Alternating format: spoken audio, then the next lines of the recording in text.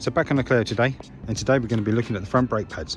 So the first thing we're going to do is just take the cap of the brake fluid reservoir, just so it relieves any pressure, because what we're actually going to be doing is pushing the fluid back up into the reservoir while we push them back and open them up for the new pads to go in. So just unscrew this. There's a small gasket inside, make sure you don't lose that because we need that to make the good seal. Next thing we need to do is just loosen off the front wheels. So obviously with the Clios, we've just got this little cover, so we can undo that first. Then obviously just loosen off our wheel bolts. We're not going to take them all out, we're just going to loosen them off for now.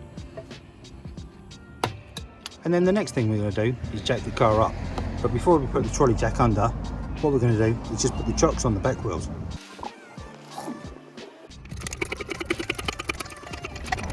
So I'm actually going to take advantage and do both sides at the same time. So I've actually jacked up both sides together and obviously just put the axle stands in to keep the car up while I take both wheels off. So now with the wheel off the floor, we can remove it. So now with the wheel off, what we're going to do is just give the caliper bolt heads just a little clean up, just with the wire brush, just to remove some of that dirt so that we can get the socket on there properly. So we've done a bit cleaner. What I'll do now is just get a bit of WD-40 just on there, just to help us get it moving. Okay, so next up we need to release the caliper. So the fixings I've got on this side is a 13 on this side, and I've actually got a 16 on this side. So yours might be slightly different depending on the make and model, but mine's 13 and a 16. So I've got obviously the slider bolt head, which comes through, tightened on with the 16. So I'm going to try and hold one of these still while I just get the first one moving.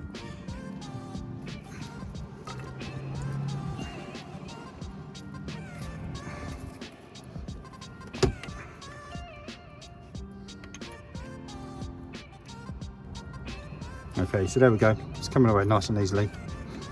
So I'm just going to check the other one, get the second one moving at the same time. That way we know they're both moving and we're not going to be compromised. Okay, brilliant. So with both of them now loose, what I can do is just continue and remove these all the way up. So we'll just do this bottom one first.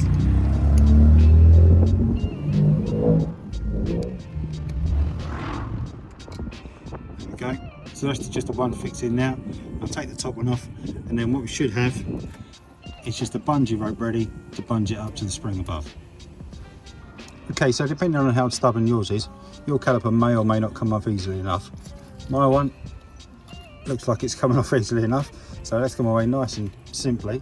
What I'm going to do, you can just see up there where I've got the bungee, I'm just going to ping it up there just to hold it in place. So it's not putting any pressure, just on the brake hose that we can see obviously coming off to the left there.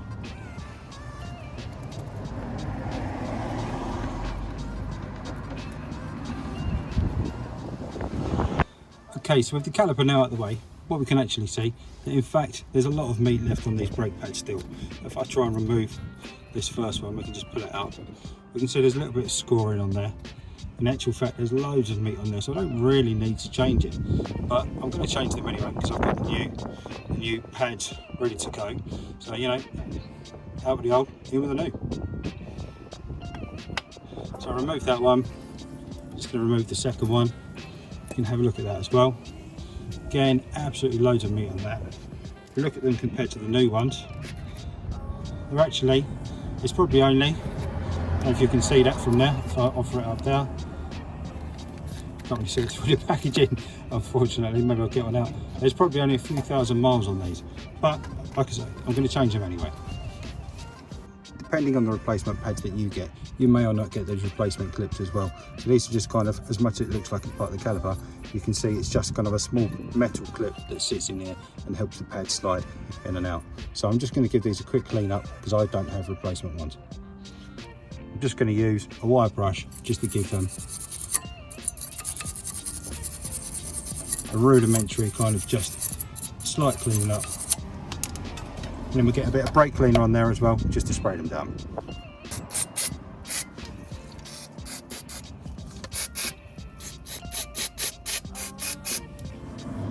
Okay, so next up we need to prepare the caliper. So I'm just going to take it down off the bungee. There we go. You can have a look inside.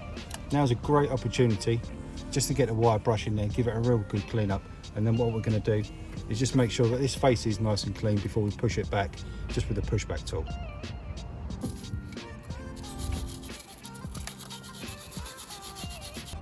It's important to note as well, obviously the rubber gasket around the piston, if you're going to be using a metal brush, just make sure that you don't brush it against that too much, because otherwise you might compromise it and split it, and that's the last thing you want. So just go careful and kind of delicate when you're getting near to that.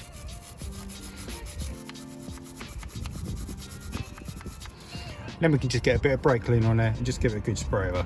Ideally, you should be wearing gloves for this bit, so just try and keep your hands out of the way without getting the brake cleaner on yourself too much.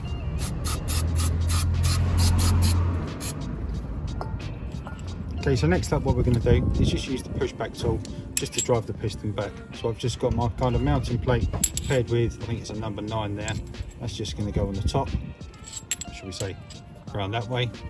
That'll go in there, just like that. And then with the push plate and the push tool, just go on there and push that piston back. Okay, so I've just got it supported again with a bungee, you can just about see there. So I've got kind of a spare hand just to hold this in here. Just while I now tighten this pushback tool up, and you can see it just pushing that back into the piston.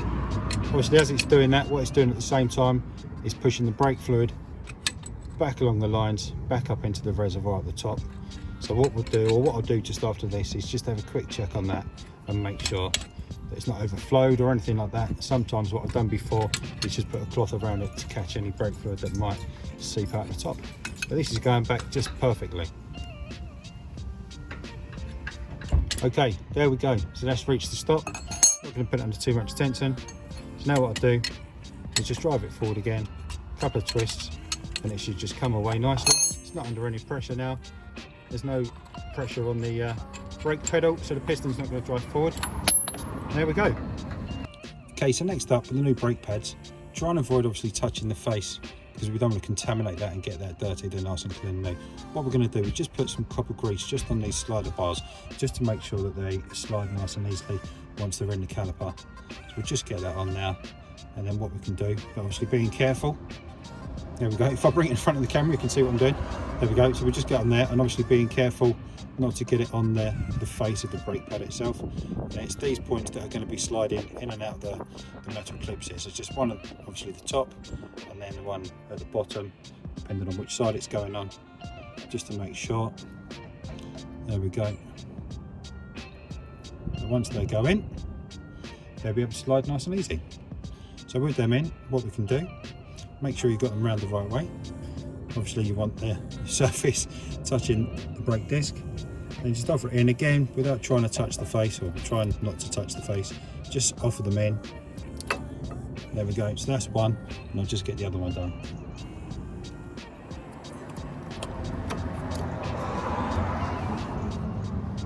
Okay, so before we put this caliper back on, which is just up here, just out of shot now, what we're going to do is just put some fresh grease inside these slider pins. So they should be a bit more springy than that. You can probably pull them out. There's a bit of a vacuum in there perhaps, should we say. You can see obviously the rubber not going away, but it's easy enough to just change this. So what we'll do is just take that off. You can see there's a bit of grease, but not very much. So what we're going to do is just get some fresh grease on now, pop it back in, check and make sure it's nice and clean, and that'll be good for another few thousand miles. Okay, so here's the slider. So what we can do now is just obviously remove kind of the rubber piece, the rubber sleeve. Just set that aside. Give the slider a good clean up. I've just got kind of an old rag.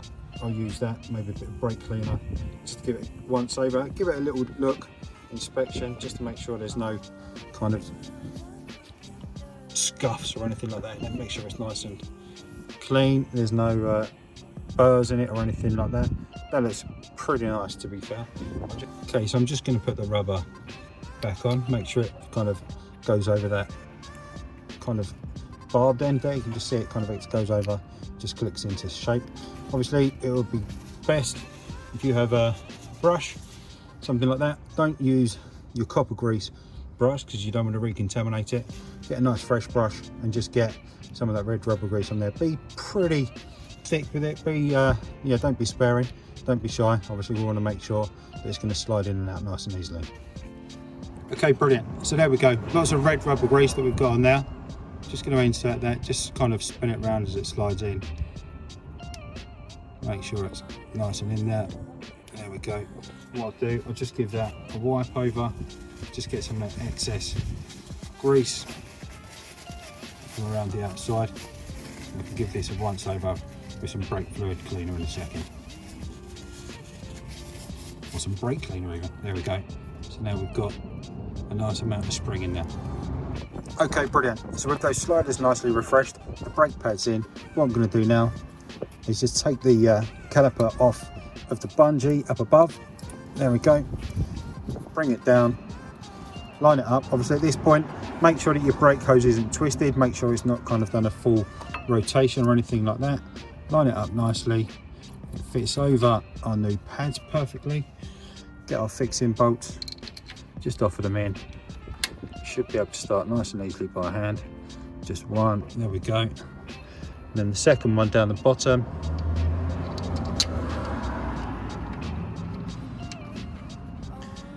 There we go. And then what we're going to do, get our fixings. I think this was a 16 and a 13. Might be able to do a bit more by hand on this one.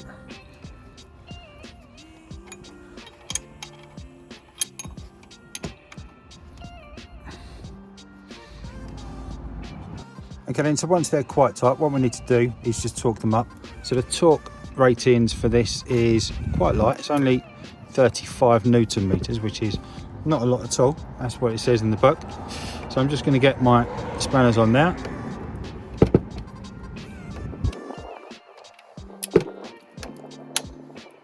There we go, that's the top one done. So that's this side pretty much done. One last thing I'm going to do is just obviously give it a good amount of cleaner, brake cleaner, all the way around and on the back as well.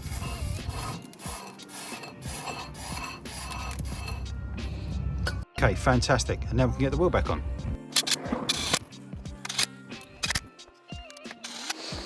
Okay, fantastic. So what I'm going to do now is just exactly the same, but on the other side. Then we can drop the car down and torque these nuts up. Okay, great. So that's that side done as well. One last thing, obviously, just don't forget to make sure that you remove that bungee strap. Otherwise, you'll be wondering, what the hell is that rattling noise coming from underneath my car? Okay, great. So now with that all done, next thing we can do is just jack the car back up, get the axle stands out from underneath it, and get it back down on the ground. Okay, so with the car now down on the ground, what we can do is torque the wheels up, 120 Newton meters on each one. Okay, and then one last thing to do, don't forget to put the brake fluid cap on. Obviously we can see it's quite high at the moment, but what we're going to expect, as soon as we use the brakes for the first time in a minute, what's going to happen is the calipers are going to push in and that reservoir is going to go down, it's going to use that fluid. So make sure that you've got kind of that grommet piece inside still.